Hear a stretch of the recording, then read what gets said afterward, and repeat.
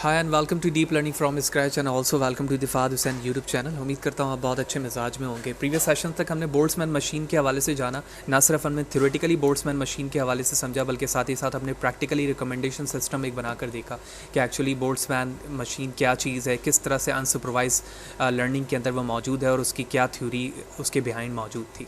इसी तरह से हमारे पास अनसुपरवाइज लर्निंग के अंदर जो मॉडल है वो ऑटो इनकोडर है। तो ऑटो इनकोडर क्या है, किस तरह से वर्किंग करती है, वो सारी चीज़ें हम इस सेशन के अंदर जानेंगे। लेकिन उससे पहले मैं बताता चलूँ कि जितनी भी वीडियोज़ इससे रिलेटेड मेरी प्रीवियसली मौजूद हैं वो यूट्यूब चैनल पे मौजूद हैं। आप यूट्यूब पे जाने के बाद फाद हुसैन CS के ज़रिए से मुझे सर्च कर सकते हैं। मेरा यूट्यूब चैनल है, इस पर क्लिक करके आप इसके प्लेलिस्ट पर आएंगे और उन तमाम वीडियो से फैसिलिटेट हो सकते हैं जो यहाँ पर मौजूद है। इसके अलावा जो भी प्रेजेंटेशन, स्लाइड, कोड या कंटेंट होता है वो मेरे ब्लॉग पर मौजूद है। गूगल पे जाने के बाद आप फाद हुसैन CS से मुझे मेरे ब्लॉग को सर्च कर सकते हैं, फाद हुसैन CS blogspot.com। इस पर क्लिक करेंगे, डिफरेंट ऑप्शंस नेविगेशन बार पे मौजूद हैं। आप जो भी कोर्सेज आप यहाँ से डाउनलोड करना चाहते हैं उसके कोड को या प्रेजेंटेशन स्लाइड को, उस ऑप्शन पे आके फ्रीली टू डाउनलोड आप कर सकते हैं। Back to the work. So what is an auto encoder? तो auto encoder is a type of the artificial neural network which is used to learn efficient data coding is an unsupervised manner. The aim of an encoding is to learn a representation encoding for a set of data, typically for dimension reduction, by training the network to ignore signal noise. In simple word मैं ये कह सकता हूँ कि auto encoder भी एक artificial neural network का एक टाइप है जिसको हम इसलिए इस्तेमाल कर रहे हैं ताकि हम अपने डेटा की जो लर्निंग है वो एफिशिएंट मैनर में कर सकें इन अनसुपरवाइज लर्निंग। दूसरी बात ये है कि ये इनकोडिंग के फॉर्म पर आपके डेटा को रिप्रेजेंट करेगा और इस इनकोडिंग के ज़रिए से आपको क्या फ़ायदा होने वाला है इस मॉडल के ज़रिए, वो है डायमेंशन रिडक्शन। और ना सिर्फ आप डायमेंशन रिडक्शन से अपनी डायमेंशनलिटी जो आपके होल डेटा सेट पे मौजूद है आप उसको रिड्यूस कर पाएंगे, बल्कि साथ ही साथ जो डेटा में आपके सिग्नल्स हैं आप या नॉइस हैं उसको आप क्या करेंगे, इग्नोर कर पाएंगे। बिल्कुल वैसे ही जिस तरह से हम प्रिंसिपल कंपोनेंट एनालिसिस और इससे रिलेटेड मशीन लर्निंग में जो टेक्निक मौजूद है जिसके ज़रिए से आप डायमेंशन को रिड्यूस कर पाते थे, बिल्कुल इसी तरह से ऑटो इनकोडर भी हमारे लिए डायमेंशन रिडक्शन का काम करेगा। लेकिन बड़ा इंपॉर्टेंट डिफरेंस है इन दोनों के दरमियान, यानी जो प्रिंसिपल कंपोनेंट एनालिसिस है मशीन लर्निंग का और जो ऑटो इनकोडिंग के ज़रिए से हम डायमेंशन रिड्यूस कर रहे हैं, इन दोनों में बहुत फ़र्क है। जैसे ही ऑटो इनकोडर का टॉपिक हमारा एंड हो रहा होगा, तमाम आर्किटेक्चर और इसकी वर्किंग बिहाइंड जो मौजूद है वो सारी चीज़ें, तो हम लास्ट में ये डिस्कस ज़रूर करेंगे कि क्या डिफरेंस है PCA या इससे रिलेटेड मशीन लर्निंग मॉडल पर और ऑटो इनकोडर में, जिसकी ज़रिए से या जिसकी वजह से ये दोनों आपस में डिस्टिंग्विश होते हैं। तो अब हम डेफिनेशन के रिस्पेक्ट से तो जान चुके हैं कि ऑटो इनकोडर क्या है। अब हम इसके आर्किटेक्चर को डायग्रामेटिक व्यू में जानेंगे और हमें और भी बेहतर तरीके से इसके आर्किटेक्चर समझ में आना शुरू हो जाएगा कि ऑटो इनकोडर क्या है और वो किस तरह से वर्क करता है। ओके, सो हियर वी गो।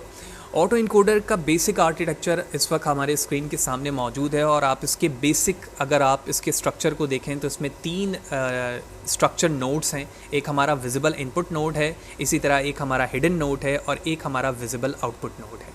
सबसे इम्पॉर्टेंट बात कि अगर आप इनमें तमाम नोड्स के दरमियान रिलेशन देखें तो इसमें कोई डायरेक्शन मौजूद नहीं है, लेकिन डायरेक्शन ना होने के वजह से भी हम इसको ये नहीं कह सकते कि ये डेटा का जो फ़्लो है वो लेफ़्ट से राइट और राइट से लेफ़्ट नहीं हो सकता। लेकिन जिस तरह से न्यूरल नेटवर्क के अंदर हम फीड फॉरवर्ड की वर्किंग देखते हैं कि वो लेफ़्ट से राइट की तरफ ही मूव होता है, तो हम इसे इन टर्म ऑफ डायरेक्शन ही कहेंगे कि ये डायरेक्टेड ग्राफ है। लेकिन जो रिप्रेजेंटेशन है वो अनडायरेक्शन की है, यानी डायरेक्शन मौजूद नहीं है, लेकिन जो इसकी रिप्रेजेंटेशन है रीडिंग की, जो इनकोडिंग और डिकोडिंग पे आप नीचे देख रहे हैं, वो लेफ़्ट टू राइट की तरफ है।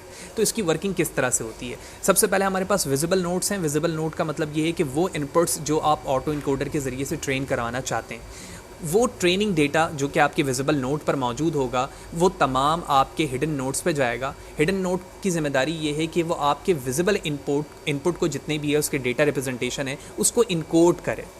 ठीक है, इनकोड से मुराद ये है कि उसके डायमेंशन को रिड्यूस करे और उसमें जो इंपॉर्टेंट एसेंस है उस डेटा का, इंपॉर्टेंट पार्ट है, उसको रिड्यूस करके हिडन नोड पर सेव कर दे।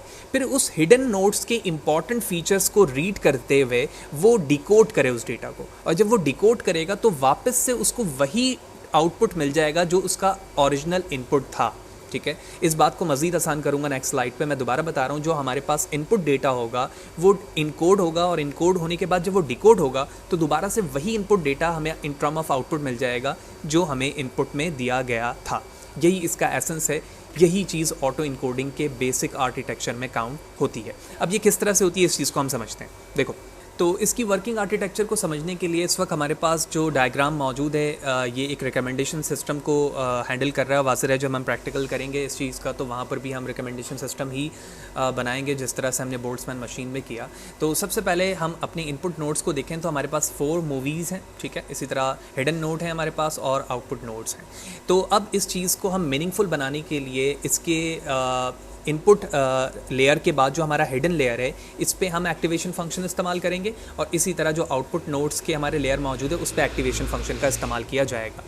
तो जो हिडन नोड है इसके अंदर हम टेंजेंट हाइपरबॉलिक एक्टिवेशन फंक्शन का इस्तेमाल करते हैं और उसके बाद जो हमारे पास आउटपुट नोड मौजूद है वहाँ पर सिग्मॉइड प्लस सॉफ्ट मैक्स का इस्तेमाल होता है। कैसे, किस तरह से वर्किंग होगी इस चीज़ को हम समझते हैं। हमने क्या किया, हम जानते हैं कि टेंजेंट जो हमारा एक्टिवेशन फंक्शन होता है वो -1 से +1 के दरमियान होता है। लिहाजा हम सबसे पहले हम अपने इनपुट विजिबल नोड के अंदर इनपुट वैल्यू लेते हैं। तो मूवी रिकमेंडेशन के रिस्पेक्ट से जो यूज़र इस वक्त यहाँ पर अपने इस मॉडल को ट्रेन करना चाह रहा है उसने मूवी 1 देखी जिसको उसने लाइक किया और मूवी 2 और 3 उसने डिसलाइक किया। लिहाजा जो इनपुट नोड की रिप्रेजेंटेशन होगी वो 1 3 टाइम्स 0 होगी। लिहाजा जो हमारे हिडन नोड्स की जो इन्फॉर्मेशन है वो क्या करना चाहती है, वो तमाम उस इनपुट को उनके एसेंस को रीड करवाना चाहती है या ऐड करना चाहती है जो information in term of the pattern ज़्यादा इंपॉर्टेंट है। तो यही वजह है कि जो यहाँ पर ब्लू कलर है वो +1 को रिप्रेजेंट कर रहा है और जो ब्लैक है वो -1 को रिप्रेजेंट कर रहा है। लिहाजा हर एक इनपुट विजिबल नोड के अंदर जो हमारा एक इंडिविजुअल नोड है वो दोनों इस 1 से मल्टीप्लाई होगा और मल्टीप्लाई होने के बाद ऐड हो जाएगा। लिहाजा ये ब्लू कलर की वैल्यू +1 है तो 1 1 + 1 1 1 + 1 ये दोनों 1 1 + 1 ऐड हुए और ऐड होने के बाद यहाँ जाकर रिप्रेजेंट होगा। तो मैं कह सकता हूँ 1 + 1 2, ठीक है। इसी तरह अगर मैं नोड 2 की बात करूं तो आप देख रहे हैं कि नोड 2 की जो वैल्यू है इस नोड्स पे साइनेप्सिस की अगर मैं बात करूं तो ये +1 है और ब्लैक -1 है। तो +1 -1 0 हो गई और इस 0 के रिस्पेक्ट से इसकी वैल्यू जब इस +1 से गुजरते हुए यहाँ जाएगी तो हमें पता है कि मल्टीप्लाई का फार्मूला 0 किसी भी वैल्यू से मल्टीप्लाई होगा तो वो 0 हो जाएगा। सेम स्ट्रैटेजी हमारे तीसरे नोड पे भी मौजूद है, +1 और -1 की मल्टीप्लाई होगा 0 वैल्यू यहाँ पर रिप्रेजेंट हो जाएगी। इसी तरह से फोर्थ नोड के अंदर भी 0 वैल्यू मौजूद है और ये दोनों जो सिनेप्सेस हैं वो दोनों ही -1 पर बेस करते हैं। तो -1 को जब हम ऐड करेंगे तो -2 की वैल्यू यहाँ पर आ जाएगी। लिहाजा मैं यहाँ पर -2 लिखूँगा। तो इस तरह से इसकी आर्किटेक्चरल बेस वर्किंग होती है जब ऑटो इनकोडर के अंदर आपके इनपुट वैल्यूज़ जाती हैं, हिडन पे पैटर्न सेव होते हैं और पैटर्न के ज़रिए से उसकी रिप्रेजेंटेशन होती है। क्योंकि हमने यहाँ पर विच मीन हिडन नोड्स के अंदर जो रिप्रेजेंटेशन की है वो टेंजेंट फंक्शन की है, हाइपरबॉलिक टेंजेंट।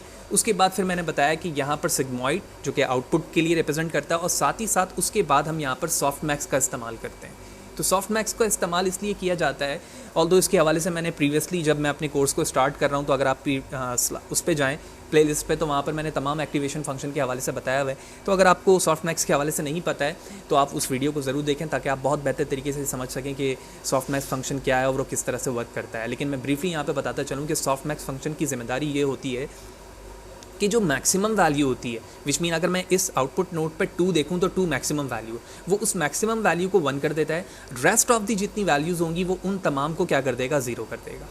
तो इस लिहाज से अब जो हमारे पास फाइनल आउटपुट आया विच मीन दिस वन, ये जो हमारा फाइनल आउटपुट है मैं कह सकता हूँ कि ये बिल्कुल वही आउटपुट आया है हमारा जो हमारे पास इनपुट मौजूद था, ठीक है। और यही चीज़ हम स्टार्टिंग से जिक्र कर रहे हैं कि ऑटो इनकोडर के अंदर जो हमारा इनपुट होता है वही हमारा आउटपुट होता है, क्योंकि फर्स्ट स्टेप के अंदर यहाँ से यहाँ तक हमने अपनी वैल्यू को इनकोड किया।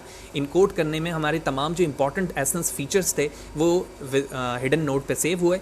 उन्हीं विजिबल नोड्स को यूज़ करते हुए विच मीन जो इंपॉर्टेंट फीचर्स आए थे हिडन पे उसको यूज़ करते हुए उन्होंने क्या किया, हमारे मॉडल ने विच मीन उनको डिकोड किया और डिकोड करने के बाद हमारा जो आउटपुट है वो बिल्कुल वैसे ही आ गया जिस तरह से हम इनपुट कर रहे थे।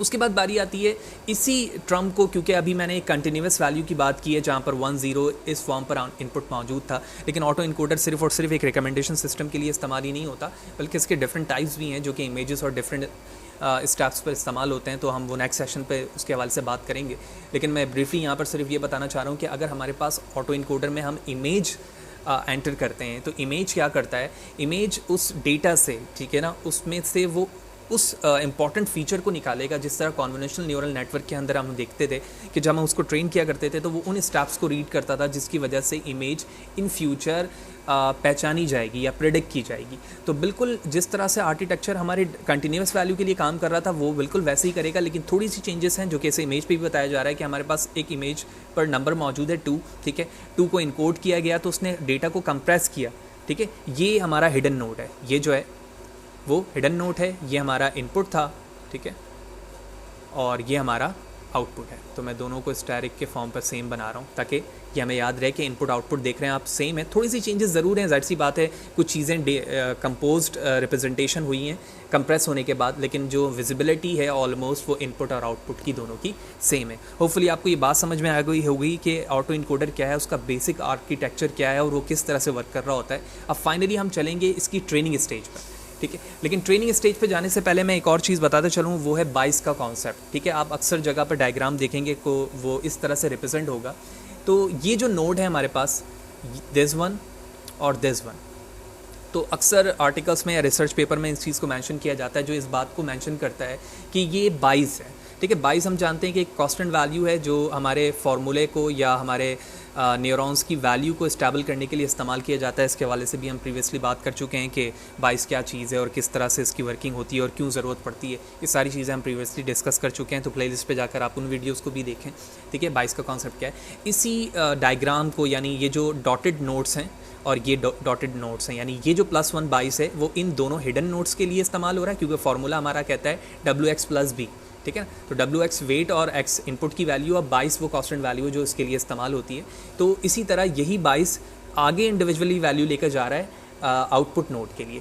इसकी रिप्रेजेंटेशन मज़ीद जो बेहतर होती है वो कुछ इस तरह से होती है, क्योंकि यहाँ पर जो वैल्यू थी वो ज़्यादा वाज़े नहीं कर रही थी कि ये आउटपुट के लिए है और ये हिडन के लिए है। तो अब ये रिप्रेजेंटेशन बेहतर हो रही है कि ये जो एरिया है वो 22 की वैल्यू हिडन के लिए है और ये एरिया हमारे 22 आउटपुट के लिए है। अब बात करेंगे हम वर्किंग की, तो वर्किंग बिल्कुल वैसे ही है जैसे हम स्टार्टिंग से बात कर रहे हैं इन टर्म ऑफ ट्रेनिंग। तो ट्रेनिंग के लिए हमारे पास फॉर एग्जांपल रिकमेंडेशन सिस्टम का एक टेबल मौजूद है जो कि यूज़र के लाइक्स एंड डिसलाइक को शो कर रहा है, जहाँ पर ब्लैंक डेटा मौजूद है, विच मीन यहाँ पर ये बताया जा रहा है कि ये यूज़र ने फिल नहीं किया है। तो इस हवाले से और भी बेहतर तरीके से हम प्रैक्टिकल जाएंगे तो वहाँ पर बात समझ में आएगी। तो अब वर्किंग इस तरह से होगी कि ट्रेनिंग विच मीन कि हर एक इंडिविजुअल डेटा यहाँ से उठेगा और उसके बाद वो इस इनपुट विजिबल नोड के अंदर एंटर हो जाएगा जिस तरह से। उसके बाद इसके तमाम एसेंस या जो इंपॉर्टेंट फीचर हैं वो हिडन नोड्स पे जाएंगे। हिडन नोड्स पे जाने के बाद वो पैटर्न रीड होते हुए आउटपुट नोड्स को कैलकुलेट करेगा और विजिबल करेगा। विजिबल करने के बाद चेक किया जाएगा कि हमारा इनपुट नोड और आउटपुट नोड सेम आ रहा है या फिर नहीं। और अगर सेम नहीं आ रहा है विच मीन यहाँ पर लॉस फंक्शन काउंट होगा, ठीक है। लॉस फंक्शन का मतलब है ग्रेडियंट डिसेंट एरर्स, इन चीज़ों का इस्तेमाल किया जाएगा। तो इनकोड हुआ, ठीक है, डिकोड हुआ, डिकोड होने के बाद हमने लॉस फंक्शन फाइंड किया, लॉस फंक्शन के बाद बैक प्रोपिगेशन हुई, ठीक है। बैक प्रोपिगेशन होने के बाद दोबारा वेट की वैल्यू एडजस्ट हुई जिस तरह से डिफरेंट न्यूरल नेटवर्क के अंदर होती है, और जब वेट की वैल्यू एडजस्ट हुई दोबारा से ये हिडन नोड्स पे गया और उसके बाद ये सिस्टमैटिकली जो पूरा प्रोसेस है वो चलता रहेगा उस वक्त तक जब तक हमारा जो लॉस फंक्शन है वो रिड्यूस ना हो जाए। बिल्कुल यही कॉन्सेप्ट डिफरेंट एपक्स के लिए इस्तेमाल होगा जब आप होल बैच की ट्रेनिंग करवा रहे होंगे, और इसी तरह से होल ट्रेनिंग हमारी चलती रहेगी जिस मकसद के लिए आप ऑटो इनकोडर का इस्तेमाल कर रहे होंगे। होपफुली आपको ये तमाम बातें समझ में आई होंगी कि ऑटो इनकोडर क्या है, किस तरह से वर्किंग होती है, ट्रेनिंग क्या है, स्टेजेस हैं इसके, इनपुट नोड की जिम्मेदारी और हिडन और आउटपुट नोड की जिम्मेदारी क्या है, डायमेंशन रिडक्शन से क्या मुराद है और डायमेंशन रिडक्शन के लिए हम इसे किस तरह और क्यों इस्तेमाल कर रहे हैं। तो वीडियो अच्छी लगी हो तो लाइक करें, शेयर करें, और अगर चैनल को सब्सक्राइब नहीं किया तो चैनल को ज़रूर सब्सक्राइब करें ताकि अपकमिंग वीडियोस के हवाले से आपको बर वक्त जानकारी मिले, क्योंकि नेक्स्ट सेशन पर हम जो चीज़ों पर डिस्कस करने वाले हैं वो है types of the auto encoder. Types of auto encoder के ज़रिए से आपको बहुत अच्छी तरीके से ये बातों का पता चलेगा कि ऑटो इनकोडर की कितने टाइप्स हैं और किन किन जगहों पर उन टाइप का इस्तेमाल किया जाता है। Thank you.